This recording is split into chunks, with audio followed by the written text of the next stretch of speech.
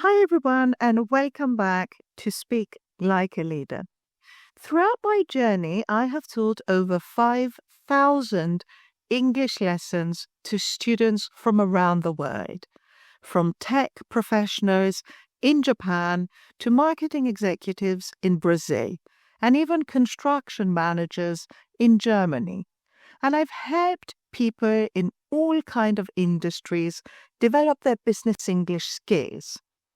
During this time, I've picked up some incredible insights that I can't wait to share with you today.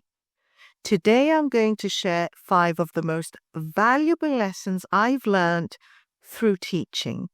So 5 lessons from 5,000 English lessons that I've taught to 5 amazing students. And to make it really practical and worth your while, I'm going to let you know how to overcome the biggest challenges and achieve some long-term results for your businesses. It's highly probable that one of these stories will resonate with you and help you overcome your own personal challenges when trying to improve your English. So stay tuned because these real moments with real people will highlight the steps that you need to take to stay focused and improve fast. By the way, if you feel inspired by today's tips and want some personalized help on how to take your English skills to the next level, I would love to help you personally.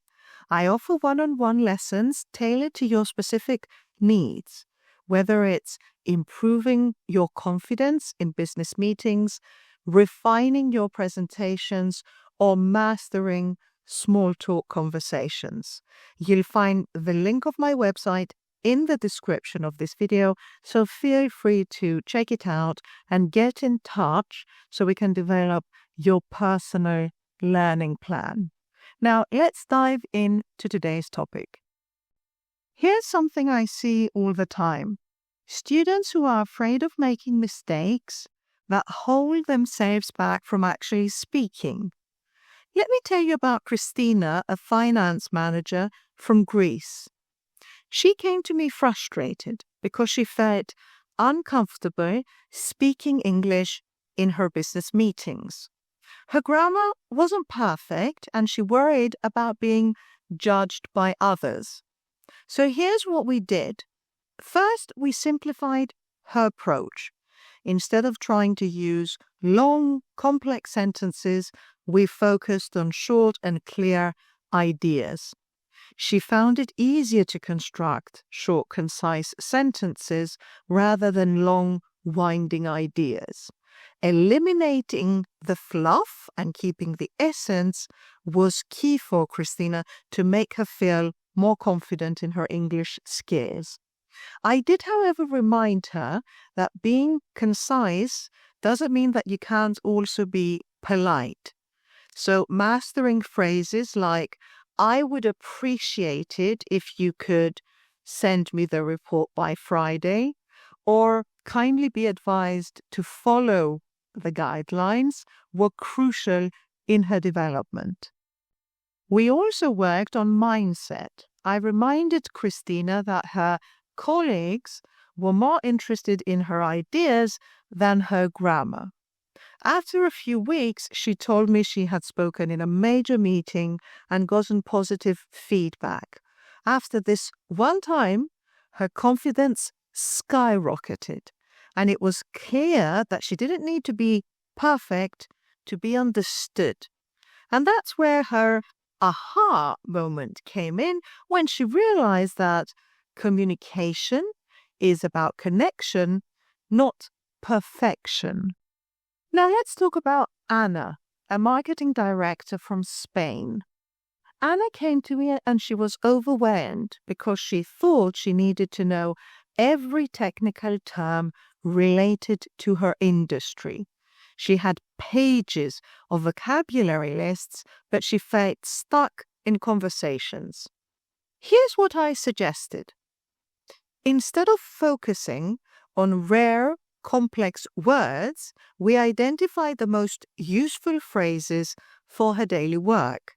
For example, we practiced expressions like, let's align on this. Could we clarify the timeline? Or here's my take on that. We role-played meetings, emails, and even small talk. And by focusing on these high-frequency phrases, Anna stopped feeling overwhelmed and started using English confidently in real situations. She later told me it feels like a weight has been lifted because she started finally speaking the English that she actually needed.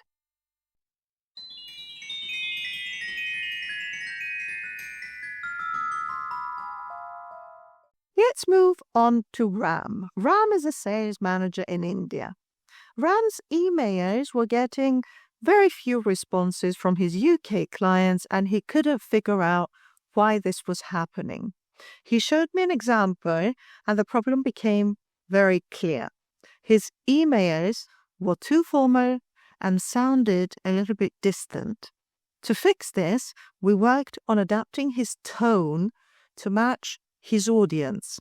Instead of starting with "Dear Sir," "Dear Madam," we learned to use more conversational openings like, "Hi Peter, I hope this email finds you well." We also added some friendly touches like, "Please let me know if there's anything else I can assist you with" at the end of his emails.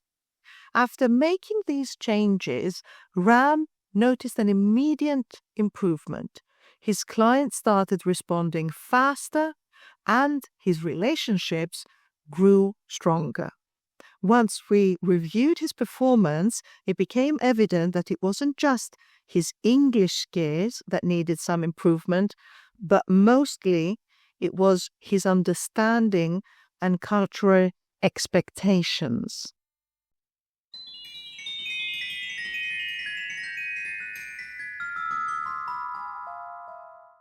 Here's a lesson from Pedro, a project manager in Brazil. An important lesson that might resonate with your personal experience too. Pedro wanted to improve his listening skills, but he felt that he didn't have time. So what he did is he would cram hours of study into one weekend and then do nothing during the week, which left him frustrated and stuck. So what we did is we came up with a simple plan. Pedro started listening to 10 minutes from an interesting podcast every morning during his commute to work. We chose podcasts that matched his interests for tech guys, for entrepreneurship, and so he stayed very engaged.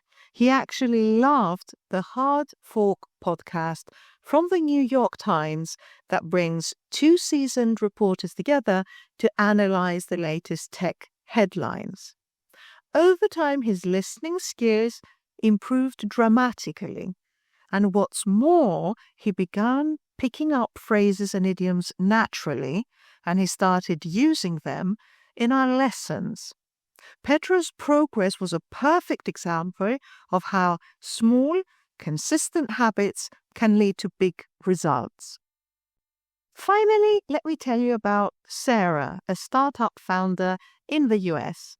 Sarah's goal was to improve her English for investor pitches, but she felt nervous because her presentation didn't have the impact that she wanted. So instead of focusing on general English, we honed in on her specific pitch. We practiced it together multiple times, tweaking the phrasing and the delivery.